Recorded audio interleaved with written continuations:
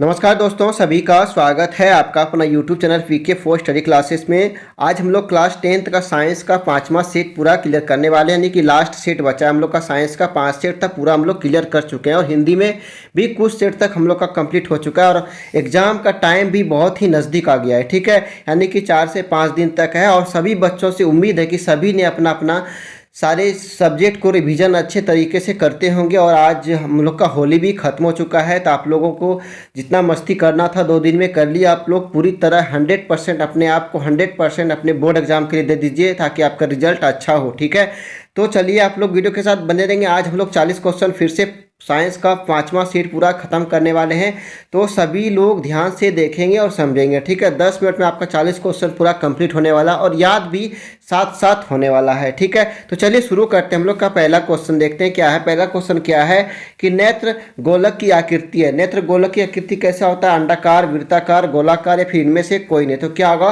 Question number 1 का जो answer हो जाएगा आपका option number C right answer होगा। गोलाकार कैसा होता है? गोलाकार होता है। नेत्र गोलक की जो आकृति होती है ना, वो क्या होता है? गोलाकार होता है। ठीक है, चलिए क्वेश्चन नंबर 2 पे आते हैं कि अवतल लेंस की अवतल लेंस द्वारा किस दृष्टि दोष को दूर किया जाता है? अवतल लेंस के द्वारा किस दृष्टि दोष को दूर किया जाता है? ठीक है, ध्यान से देख रहे हैं क्वेश्चन को। तो यहाँ पे देखिए क्वेश्चन नंबर 2 का जो आंसर होगा इसका, क्वेश्चन नंबर 2 का जो आंसर होगा निकट दृष्टि दोष। क्या होगा? Option number A is right answer होगा, निकट दृष्टि दोष। ठीक है, चलिए आगे बढ़ते हैं। क्वेश्चन नंबर 3 पे आते हैं कि विद्युत आवेश का एसआई मात्रक क्या है? विद्युत आवेश का एसआई मात्रक सभी लोगों को पता होगा। ठीक है, क्योंकि हम लोगों ने बहुत सारा क्वेश्चन को रिवीजन कर चुके हैं। तो विद्युत आवेश का एसआई मात्रक क्या होता है? कूलाम होता है। नहीं, option number A is right answer होगा, कूलाम। ठीक है, चलिए आगे बढ़ते हैं। क्वेश्चन नंबर 4 पे आते हैं कि एक गोलीय दर्पण की वक्रता त्रिज्या सेंटीमीटर है, यानी कितना सेंटीमीटर ने दिया है?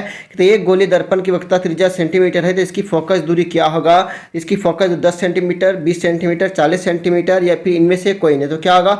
4 का जो होगा इनमें से कोई नहीं, option number D is right answer होगा, इनमें से कोई नहीं। ठीक है, चलिए आगे बढ़ते हैं। क्वेश्चन नंबर 5 पे आते हैं कि एक प्रतिबिंब का आकार हमेशा वस्तु के बराबर है तो दर्पण होगा। कहते हैं एक प्रतिबिंब का आकार हमेशा वस्तु के बराबर होता है तो वो कौन सा दर्पण होगा? समतल दर्पण होगा, अवतल दर्पण होगा, उत्तल दर्पण होगा, फिर समतल और उत्तल दोनों होगा। क्या होगा? क्वेश्चन नंबर 5 का जो आंसर होगा वो जाएगा समतल दर्पण। Option number A is right answer होगा, समतल दर्पण। ठीक है, चलिए आगे बढ़ते हैं हम लोग क्वेश्चन नंबर 6 पे।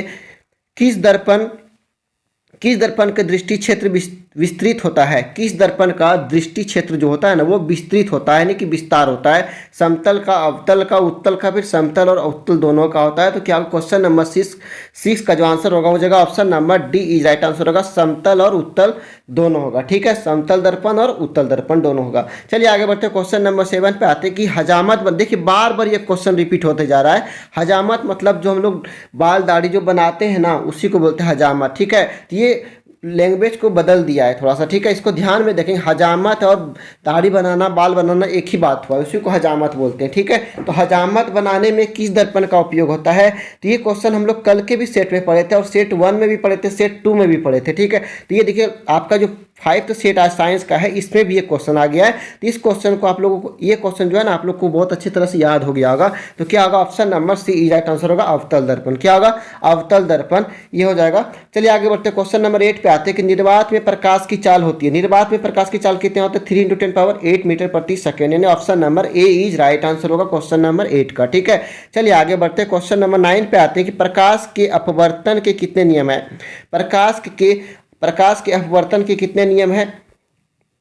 1, 2, 3 या 4? कितना होगा? क्वेश्चन नंबर 9 का जो आंसर होगा option number B is right answer होगा, 2 नियम। कितने नियम? 2 नियम। ठीक है, चलिए आगे बढ़ते हैं कि लेंस की क्षमता का एसआई मात्रक क्या है? लेंस की क्षमता का एसआई मात्रक क्या है? मीटर है, मीटर प्रति सेकेंड है, फिर मीटर स्क्वायर है, फिर डायोप्टर है। तो क्या क्वेश्चन नंबर 10 का जो आंसर हो जाएगा वो जाएगा क्वेश्चन नंबर 10 का डायोप्टर, यानी कि लेंस की क्षमता की जो ऐसा मात्रक होता है ना, वो क्या होता है? डायोप्टर होता है। ये क्वेश्चन भी हम लोगों ने पहले एक सेट में पढ़ चुके हैं। ठीक है, चलिए आगे आते हैं कि यदि प्रतिरोध 2 गुना कर दिया जाए, यदि प्रतिरोध को 2 गुना कर दिया जाए तो परिपथ में प्रभावित धारा की मान क्या होगी? प्रवाहित धारा की मान क्या होगी? 2 गुना, आधी, 1/3 या फिर चौथाई? क्या होगा? क्वेश्चन नंबर 11 का जो आंसर हो जाएगा वो जाएगा आधी, यानी कि option number B is right answer होगा आधी। ठीक है, चलिए आगे बढ़ते हैं। क्वेश्चन नंबर 12 पे आते हैं कि विद्युत धारा उत्पन्न करने की युक्ति को कहते हैं, विद्युत धारा उत्पन्न करने की युक्ति को क्या कहते हैं? विद्युत मोटर, विद्युत जनित्र, चुंबकीय प्रेरण या फिर लघुपथन। क्या होगा? विद्युत धारा उत्पन्न करने की युक्ति को क्या कहते हैं भैया? क्वेश्चन नंबर 12 का जो आंसर हो जाएगा option number B is right answer होगा विद्युत जनित्र। क्या होगा? विद्युत जनित्र। Option number B is right answer होगा। क्वेश्चन नंबर 13 देखिए कि विद्युत धारा उत्पन्न करता है, विद्युत धारा उत्पन्न क्या करता है? विद्युत क्षेत्र, चुंबकीय क्षेत्र या गुरुत्वीय क्षेत्र, फिर में से कोई नहीं। तो क्या होगा? क्वेश्चन नंबर 13 का जो आंसर होगा option number B right answer होगा चुंबकीय क्षेत्र। ठीक है, चलिए क्वेश्चन नंबर 14 पे आते हैं कि रासायनिक अभिक्रिया में भाग लेने वाले पदार्थ को क्या कहते हैं? रासायनिक अभिक्रिया में भाग लेने वाले पदार्थ को क्या कहते हैं? अभिकारक, उत्पाद या उत्प्रेरक या फिर उत्तोत्पाद। क्या होगा? क्वेश्चन नंबर 14 का जो आंसर होगा option number A is right answer होगा अभिकारक। ठीक है, चलिए आगे बढ़ते हैं। क्वेश्चन नंबर 15 पे आते हैं कि कौन सूर्य प्रकाश के प्रभाव से अपघटित हो जाता है? तो कौन हो जाता है? सूर्य के प्रकाश के प्रभाव से जो अपघटित हो जाते हैं वो तो AgCl, यानी कि option number C is right answer होगा AgCl। ठीक है, चलिए आगे बढ़ते हैं। क्वेश्चन नंबर 16 पे आते हैं कि वह अभिक्रिया जिसके घटित होने से ऊर्जा अवशोषित होती है क्या कहलाती है? संयोजन, उष्माशोषी, अपचयन या फिर उपचयन या फिर अपचयन। क्या होगा? क्वेश्चन नंबर 16 का जो आंसर होगा option number B is right answer होगा उष्माशोषी। ठीक है, चलिए आगे बढ़ते हैं। क्वेश्चन नंबर 17 पे आते हैं कि 1 बिलियन लाल लिटमस पत्र को नीला कर देता है, 1 बिलियन लाल लिटमस पत्र को नीला कर देता है, तो वह बिलियन है। क्या उदासीन है, अम्लीय है, क्षारीय या फिर इनमें से कोई नहीं है? तो क्वेश्चन नंबर 17 का हो जाएगा वो क्या है? क्षारीय है। तो option number C is right answer होगा। चलिए आगे बढ़ते हैं। क्वेश्चन नंबर 18 पे आते हैं कि सोडियम कार्बोनेट का सूत्र क्या होता है? सोडियम कार्बोनेट का सूत्र क्या होता है? Na2CO3, यानी option number A is right answer होगा Na2CO3। ठीक है, चलिए आगे बढ़ते हैं। क्वेश्चन नंबर 19 पे आते हैं कि धातु के ऑक्साइड की प्रकृति क्या होती है? धातु के ऑक्साइड की प्रकृति क्या होती है? अम्लीय होती है, क्षारीय होती है, उदासीन होती है, फिर लवणीय होता है। क्या होगा? क्वेश्चन नंबर 19 का जो आंसर होगा option number B is right answer होगा क्षारीय होती है। क्या होता है? क्षारीय होता है। ठीक है, चलिए आगे बढ़ते हैं। क्वेश्चन नंबर 20 पे कि अम्ल जलीय विलयन में उत्पन्न करता है, अम्ल जलीय विलयन में उत्पन्न करता है H+ आयन, OH- Cl या फिर SO4-। ठीक है, तो क्या होगा? अम्ल जलीय विलयन में उत्पन्न करता है H+ आयन। ठीक है, तो यहाँ पे option number A is right answer होगा। चलिए आगे बढ़ते हैं। कमरे के ताप पर 21 नंबर क्वेश्चन, कमरे के ताप पर द्रव धातु है Fe, Cu, Ag या फिर Ca। क्या होगा? Ag, यानी कि option number C is right answer होगा। 21 नंबर क्वेश्चन का option number C is right answer होगा। ठीक है, चाकू से काटा जा सकने वाला धातु। देखिए क्वेश्चन कल भी हम लोग ने पढ़े थे। चाकू से काटे जाने वाले कौन कौन से धातु होते हैं? सोडियम भी होते हैं, पोटेशियम भी होते हैं, लिथियम भी होते हैं, यानी कि यहाँ पे ए भी होगा, बी भी होगा, सी भी होगा, तो यानी option number D is right answer होगा इनमें से सभी। ठीक है, तो option number D is right answer होगा इनमें से सभी। चलिए आगे बढ़ते हैं। क्वेश्चन नंबर 23 पे आते हैं कि सीसा एवं टीन के मिश्र धातु को क्या आते हैं? सीसा और टीन को मिलने से जो मिश्र धातु बनता है उसे क्या कहते हैं? पीतल, कांसा, सोल्डर या फिर इनमें से कोई नहीं। तो क्या होगा? 23 नंबर का होगा option number C is right answer होगा सोल्डर। क्या कहते हैं उसको?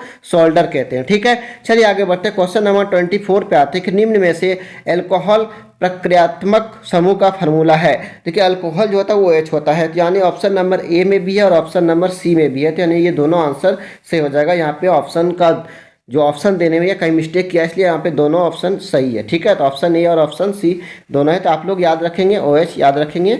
ठीक है, अल्कोहल प्रयुक्त। चलिए आगे बढ़ते हैं। क्वेश्चन नंबर 25 पे आते हैं कि निम्न में से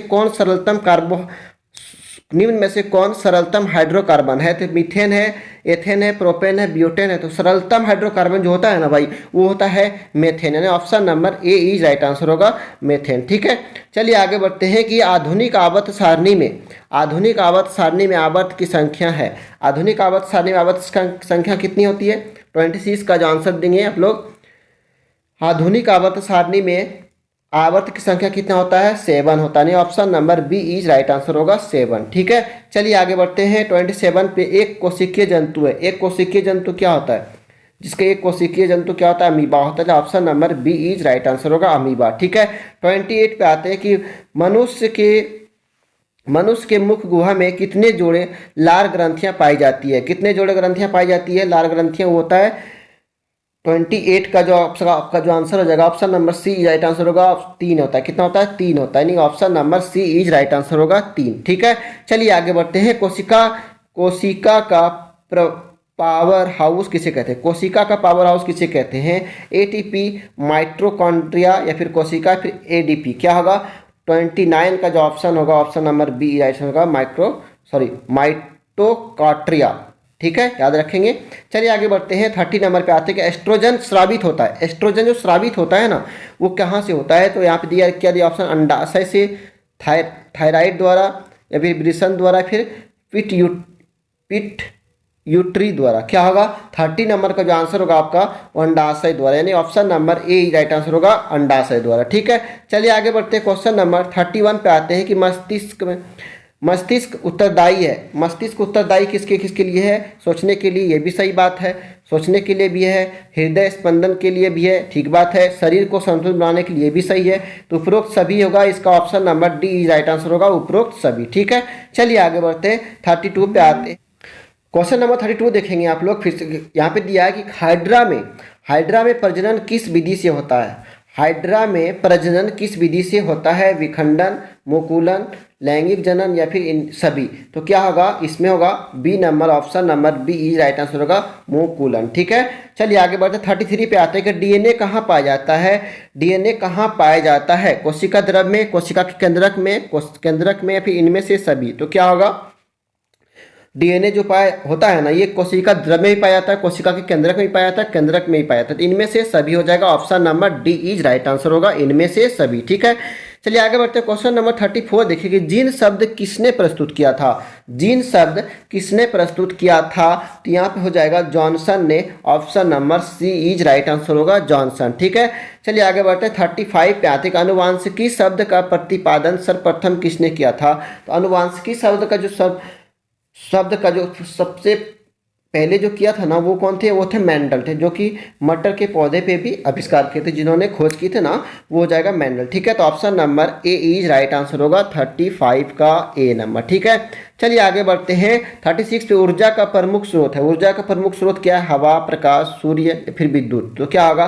क्वेश्चन नंबर 36 का जो option number C is right answer होगा। ठीक है, सूर्य। चलिए आगे बढ़ते हैं कि 37 पे कि विश्व पर्यावरण दिवस कब मनाया था? विश्व पर्यावरण दिवस 5 मई, 6 अप्रैल, 5 जून या फिर 15 मार्च। तो यहाँ पे option number C right answer होगा, 5 जून को। कब? 5 जून को विश्व पर्यावरण दिवस के रूप में मनाया जाता है। चलिए आगे बढ़ते हैं कि डेंगू उत्पन्न करने वाला मच्छर किस तरह के जल में रहता है? डेंगू उत्पन्न करने वाले जो मच्छर होते हैं, ये साफ पानी में भी रहते हैं, गंदा पानी, ये सब में भी रहते हैं। यहाँ पे सभी का ऑप्शन है, तो आप लोग ऑप्शन नंबर ए के साथ जाएंगे, साफ जल के साथ। किसके? क्योंकि ये साफ पानी में भी, अगर इस साफ पानी को भी अगर खुला छोड़ देते तो वहाँ भी ये उत्पन्न हो जाता है। ठीक है, तो चलिए आगे बढ़ते हैं। 39 पे कि निम्नांकित में नवीकरणीय संसाधन कौन है? निम्नांकित में नवीकरणीय संसाधन कौन है? कोयला, पेट्रोलियम, वन या फिर प्राकृतिक गैस। तो क्या होगा? 39 का जो आंसर हो जाएगा आपका option number C is right answer होगा, वन। क्या होगा? वन। चलिए आगे बढ़ते हैं। वन्य प्राणियों के विलुप्त होने का मुख्य कारण है। वन्य प्राणियों के विलुप्त होने का मुख्य कारण क्या है? जल की कमी,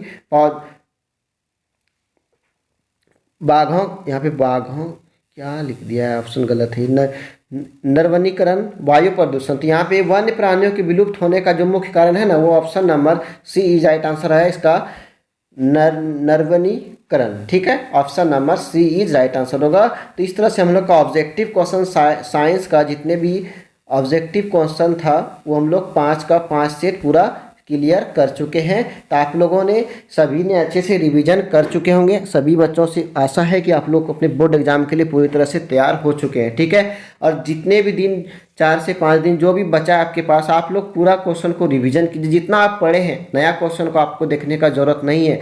आपका जितना मॉडल सेट है, ऑब्जेक्टिव सब्जेक्टिव जितने भी क्वेश्चन है, सभी को आप लोगों ने रिविजन कीजिए। इसी से आपका रिजल्ट बेहतर हो सकता है। ठीक है, तो हम लोगों ने सभी 5 सेट पूरा क्लियर कर चुके हैं और हिंदी में भी 1-2 सेट हम लोग पढ़ चुके हैं। तो आप लोग नेक्स्ट वीडियो में हम फिर नेक्स्ट सब्जेक्ट का हो सकता है 2 दिन में पूरा खत्म कर दें। ठीक है, तो आप लोग रिवीजन करते रहिए।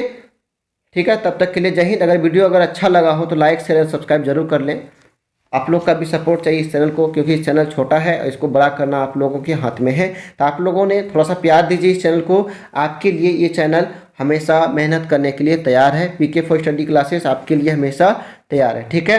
अगर आप फिर 11th-12th में जाएंगे तो वहाँ भी आपको सारे कंटेंट बिल्कुल फ्री में दिया जाएगा, आपसे 1 रुपया नहीं लिया जाएगा। बस आप लोग इस चैनल के साथ बने रहेंगे और अपना प्यार इस चैनल को थोड़ा सा बढ़ाइए और इसको जितना ज़्यादा उसको शेयर कीजिए, इसको थोड़ा सा बड़ा कीजिए, ठीक है। आप लोग का सपोर्ट चाहिए इस चैनल को, बस आप लोग से यही रिक्वेस्ट है कि आप इसको सपोर्ट कीजिए। हम सारे चीज़ आपको इसी चैनल के माध्यम से उपलब्ध कराने वाले हैं, ठीक है। तो चलिए फिर मिलते हैं नेक्स्ट वीडियो में, तब तक के लिए जय हिंद।